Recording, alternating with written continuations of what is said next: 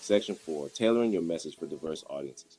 Once you have your core framework and guiding principles, you can start repurposing your content for different audiences.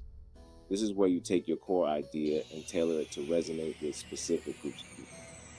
Think about who you want to reach with your message. Are they busy professionals looking for convenient snacks? Are they baking enthusiasts eager to learn new techniques? Are they parents searching for wholesome treats for their children? Our baker might create social media content showcasing quick and easy recipes for busy professionals. They could offer in-depth baking workshops for passionate home cooks.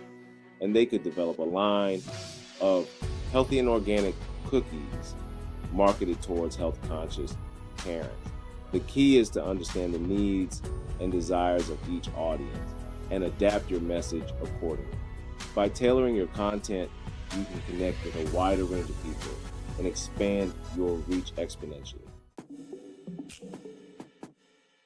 Section 5, expanding reach through format diversification.